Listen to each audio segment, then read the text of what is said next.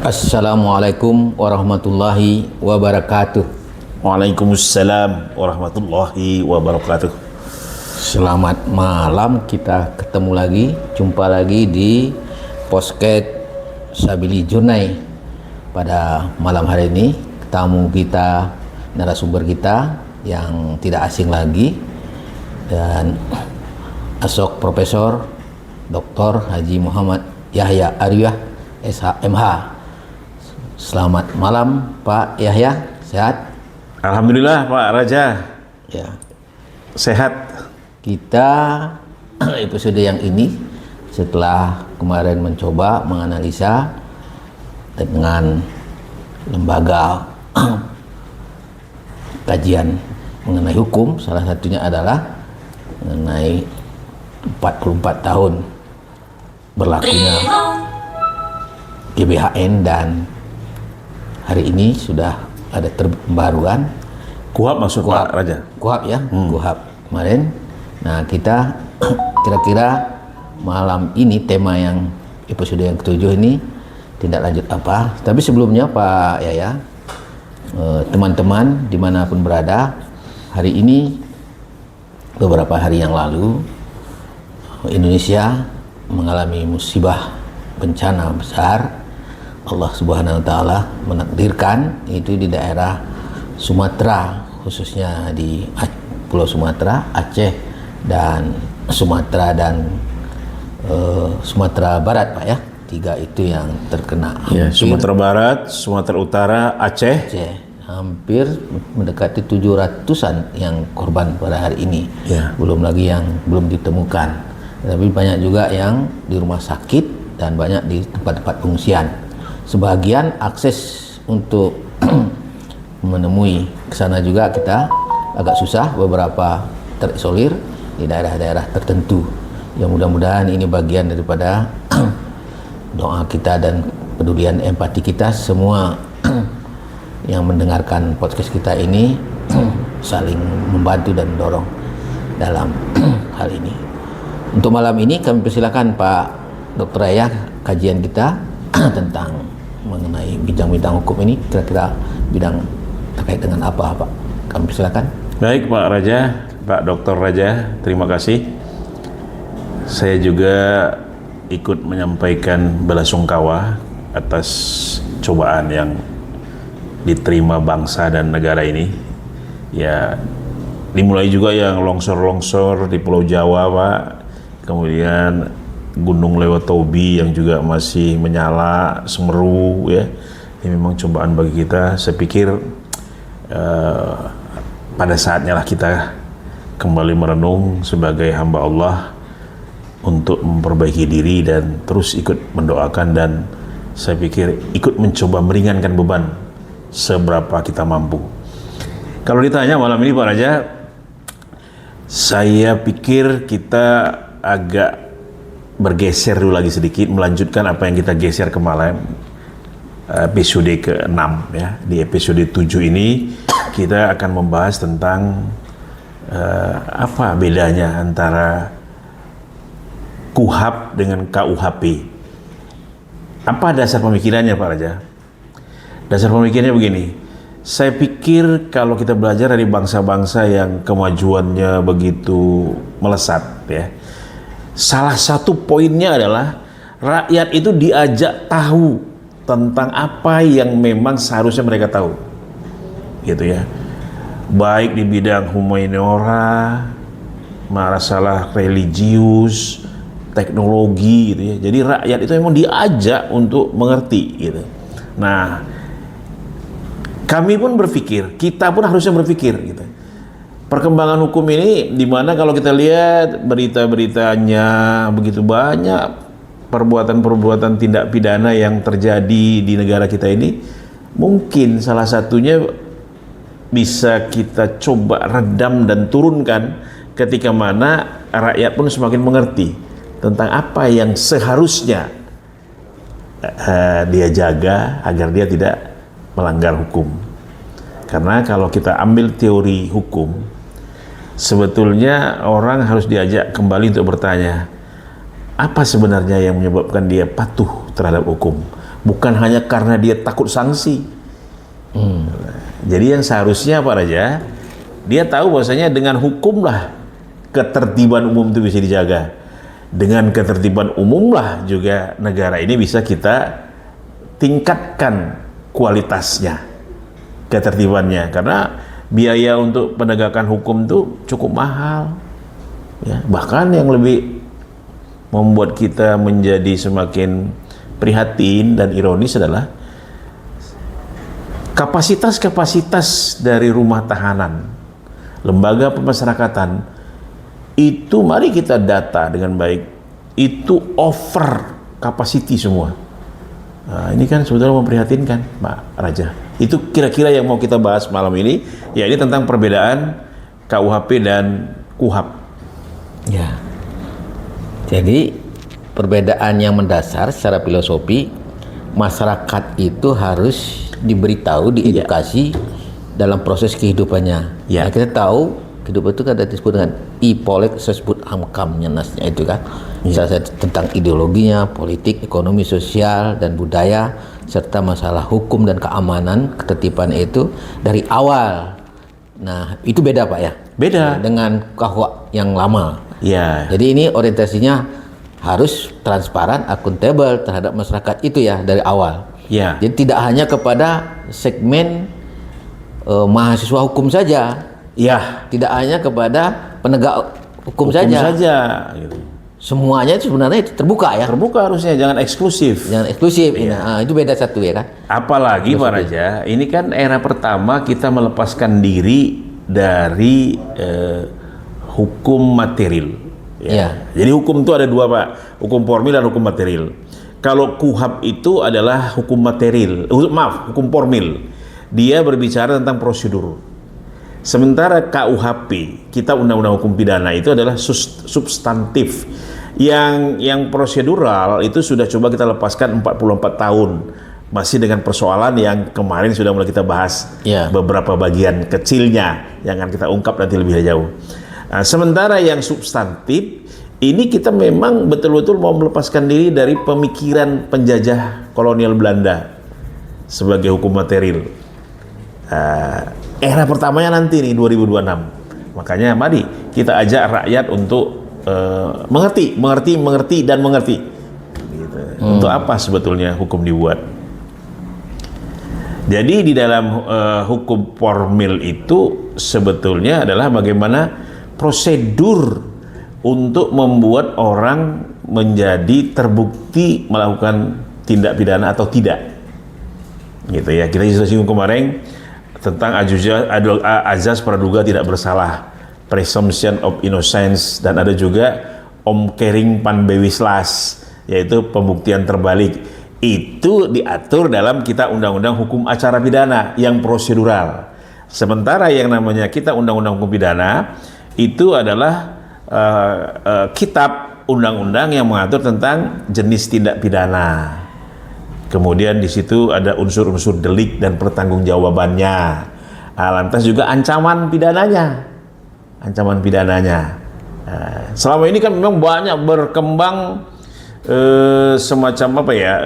Semacam nada-nada sinis gitu ya. Bagaimana sebetulnya kalau ancaman pidana itu tajam ke bawah, tumpul ke atas dalam prakteknya. Nah, ini kita ajaklah rakyat mengerti supaya mereka tahu bahwasanya kadang-kadang memang ada hal-hal yang kelihatannya kecil, sepele, tapi itu menyangkut hajat hidup.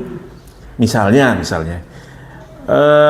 orang yang dicuri ayamnya yang cuma sepasang, jantan dan betina, yang cuma itulah hartanya, dengan orang yang dicuri mobilnya, tapi mobilnya 200. Nah, kalau dari segi harta kan memang, dari segi harga memang ya mobilnya jauh lebih besar harganya.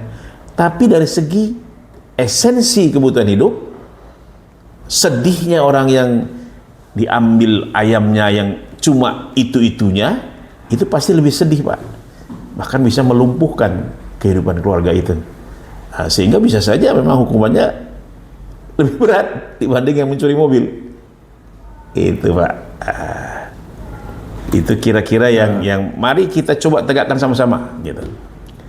Nah, kalau kita undang-undang hukum acara pidana tadi sebagai hukum formil, dia mengatur tata cara penegakan hukum pidananya tadi itu, gitu. Meliputi penyidikan, mula-mula penyelidikan gitu ya. dulu ya. Baru kalau memang sudah ada bukti awal, 2 bukti awal, gitu, dia bisa naik menjadi penyidikan. Nah, kalau di dalam penyelidikan itu belum ada tersangka, baru orang semua berstatus pemberi keterangan. Nah, kalau sudah penyidikan itu sudah ditetapkan siapa yang jadi tersangka, siapa yang menjadi saksi, gitu. Nah, kemudian kita juga sudah singgung di episode sebelumnya. Setelah penyidikan dianggap selesai dan memenuhi syarat, maka muncullah proses penuntutan. Penuntutan pun kalau dia sudah ada koordinasi yang baik antara jaksa yang merupakan penuntut umum dengan polisi yang merupakan penyidik, maka ini baru bisa memenuhi syarat untuk diajukan ke persidangan. Nah, yang jadi persoalan adalah bagaimana jaminan terhadap hak tersangka dan terdakwa. Di dalam KUHP itulah masalah yang cukup esensial untuk dibahas. Gitu, Pak. Ya. Aja. Ada pro kontra sekarang ini, Ya. penanggapan itu kan.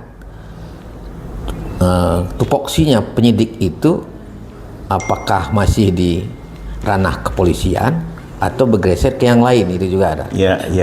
Atau pemain justru lebih kewenangannya itu lebih besar terhadap penyidik kewenangannya di kepolisian. Ya. Satu sisi kemarin kita membahas bahwa ya dengan pembaharuan ke depan tentang institusi, kultur, ya kepolisian itu dengan KUHP yang baru ini, bagaimana pandangan Pak Dr. Yahya dengan pro kontra ini? Baik, Pak Raja, itu pertanyaan yang cukup baik dan mendasar, Iya. gitu ya. Karena memang tidak bisa kita tolak ada trauma yang memang sangat sulit untuk dihapus, bahkan dibantah, bahwasanya selama ini hak tersangka dan terdakwa itu tidak dijamin. Nah, ini yang jadi persoalan dan jadi pertaruhan, bukan hanya jadi persoalan menurut saya, gitu ya. Jadi kenapa ada pro dan kontra? Yang jelas memang orang yang melakukan reaksi terhadap undang-undang yang tadinya sudah disahkan sebagai undang-undang itu, rencana undang-undang yang sudah rancangan undang-undang sudah disahkan menjadi undang-undang itu, adalah bagaimana supaya nanti peraturan pelaksananya betul-betul harus sejalan dan sejiwa dengan undang-undang yang mengatur, yang konon katanya diperbaharui itu untuk menjamin hak-hak tersangka dan terdakwa. Jadi menjauhkan sifat yang bersifat akusatif, namanya pemaksaan. Pemaksaan tuh kadang-kadang ya kita masih dengar cerita kan, ada yang diinjek kakinya, ada yang disiksa secara psikis. Nah, itu kita masih lihat ini memang pantas untuk dikritisi, gitu. Terutama apa yang sudah kita bahas dalam episode sebelumnya. Apa nanti jalannya untuk mengawasi bahwasanya pelaksanaan prosedur dan kultur yang ingin diperbaiki itu benar-benar bisa terjamin, tidak lagi ada perbuatan sewenang-wenang, gitu. Bahkan ini saya kaitkan dengan kemarin apa yang dikatakan Wakil Menteri Hukum dan HAM yang mengatakan akan membatasi usia advokat dalam rancangan undang-undang advokat yang baru. Alasannya apa? Jangan sampai nanti polisi dan jaksa yang masih kemarin sore berhadapan dengan mantan pejabat yang sudah berpengalaman. Menurut saya statement itu janganlah dikeluarkan begitu. Seolah-olah jaksa, polisi di satu pihak itu berhadapan dengan advokat.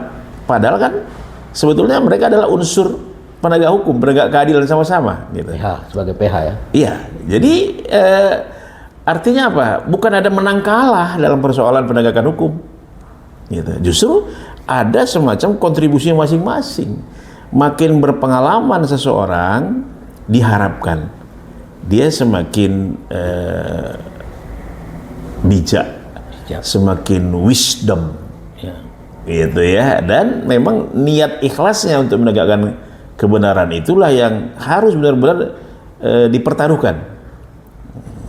Istilahnya, mari kita ceritakan sesuatu itu dengan bukti bahwasanya perubahan undang-undang ini ada memang perbaikan-perbaikan mendasar, bukan membuktikan dengan cerita dan karangan-karangan. Gitu Pak Raja. Ya, jadi sudah ada 3 hal yang prinsip dari antara perbedaan yang prinsip undang-undang KUHP yang lama dengan KUHP yang baru ya Pak ya. Iya. Satu sisi tadi Bapak mengatakan supaya ini lebih terbuka, semua orang itu mendapatkan kesempatan belajar prinsipnya tentang hukum itu sendiri kan. Ya. Baik itu masyarakat yang awam maupun yang pendidikan, apalagi yang sudah profesional. Yang kedua, di samping itu ada kesempatan untuk advokat itu pendamping yang mendamping dari awal.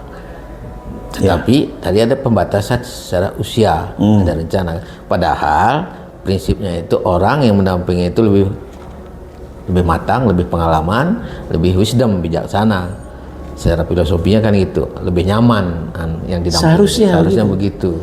Nah ini yang jadi bukan betul-betul memang berhadapan dan saling menjatuhkan itu siapa yang menang saya yang kalah, enggak sebetulnya. Karena prinsip hukum itu ujungnya adalah keadilan. Keadilan. Kalau tidak ada yang merasa adil semua pihak, ini ada yang berarti ada yang masih perlu diperbaiki. Ya. Itu prinsipnya ya. Ya. Yang ketiga, itu tadi kira-kira apa ini Pak supaya itu KUHP yang baru ini katakanlah kulturnya itu tadi saya kata kewenangan itu tetap melekat pada penyidik itu polisi tetap. Nah, yang saya lihat itu perbincangannya polisi itu tetap sebagai penyidik utama gitu kan, tapi kewenangannya itu seperti tadi secara kultur menghindarin adanya tadi keterpaksaan atau pemain tindasan atau intimidasi fisik maupun psikis. Gimana caranya itu? Kalau pendapat saya Pak Raja ditanya adalah transparansi betul-betul harus kita coba kembangkan, gitu ya. Jadi ajaklah masyarakat yang memang seharusnya berkontribusi untuk penegakan hukum yang berkeadilan itu memang berperan serta. Seperti yang sudah juga kita singgung dalam episode sebelumnya. Misalnya berita acara pemeriksaan itu jangan lari jadi semacam barang yang memang sakti menjadi menjadi hak mutlak dari penyidik gitu, yang berhak memegang hanya dia gitu.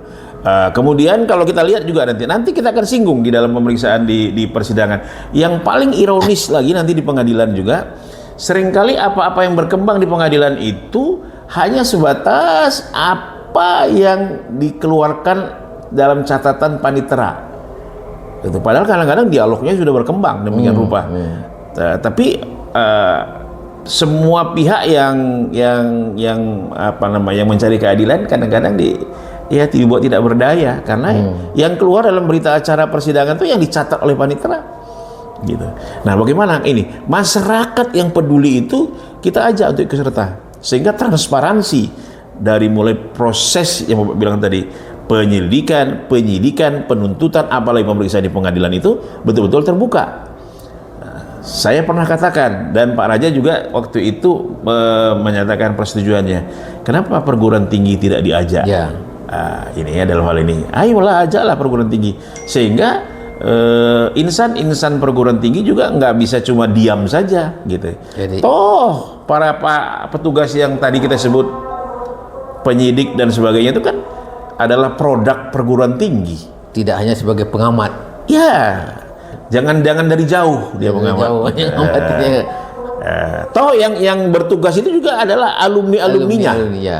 Gitu ya. Jadi itu yang kalau tadi Bapak tanya bagaimana jalannya, saya mengusulkan itu. Jadi kembali lagi, tolong para petugas, para aparat itu jangan menganggap dia baru berhasil melaksanakan tugasnya dengan baik kalau berhasil menjarakan orang. Enggak begitu, itu harus dirubah paradigma itu. Dia harus siap bahwasanya ternyata dia dibuktikan keliru dalam menyangka orang. Kan dalam azas hukum ada suatu adegium yang mengatakan lebih bagus melepas 100 orang yang bersalah daripada menghukum 1 orang yang tidak bersalah. Nah, itu kita pegang kenapa sih? Gitu. Jangan baper seolah-olah ini saya kalau sudah menuduh orang harus bisa dibuktikan gitu. Bahkan sistem rewardnya yang kita dengar juga baik di kalangan penyidik maupun penuntut umum. Kalau sampai apa yang disidik itu tidak berhasil, itu menjadi suatu catatan kinerja jelek gitu ya. Kalau sampai putusan hakim itu mencapai di bawah 50% dari tuntutan, harus banding, harus kasasi, itu sebetulnya sudah harus diubah. Dirubah, marilah kita. Apalagi sama-sama. Itu nanti lebih banyak presiden turun tangan untuk amnesti, untuk rehabilitasi yang gitu. Panjang itu betul, Pak. Ini kejadian yang sekarang kita lihat ini kan beberapa hal, walaupun itu diatur di undang-undang. Di KUHP itu yang baru juga mungkin ada ya Pak ya? Iya, karena kan gini Pak, kita masih tetap tidak bisa melepaskan diri dari apa yang disebut dengan upaya hukum biasa dan upaya hukum luar biasa. Jadi jangan terlalu sering menggunakan upaya hukum luar biasa. Ya gitu. Ini melanggar macam-macam Pak. Termasuk trias politika dalam demokrasi. Trias politika itu kan pemisahan kekuasaan. Oke, kita sudah memilih bukan pemisahan tapi pembagian. Tapi jangan terlalu nampak lah campur tangannya gitu. Jangan sampai juga nanti putusan pengadilan itu sepertinya tidak ada nilainya juga gitu. Sudah diproses dengan panjang, dengan biaya yang besar, dengan pengorbanan yang luar biasa. Tiba-tiba nanti langsung direhabilitasi, dikeluarkan abolisi, gerasi dan sebagainya. Ada lagi Pak yang sebetulnya saya juga ingin mempertanyakannya. Kenapa yang mengumumkannya itu bukan sekretaris negara atau menteri hukum, tapi dari partai? Kita lihat yang mengumumkannya Profesor Dasko. Kira-kira dia sebagai apa? Beliau itu kan secara strukturalnya kan wakil ketua DPR. Apakah yang mengumumkan itu partai?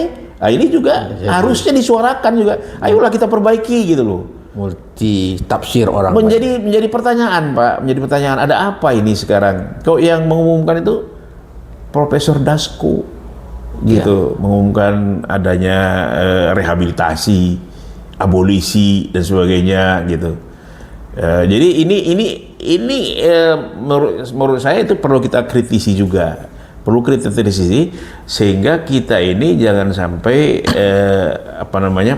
tidak pernah mengarah kepada tujuan hakiki yang kita kehendaki, karena persoalan-persoalan yang sebetulnya secara prinsip harus diikuti tapi diabaikan.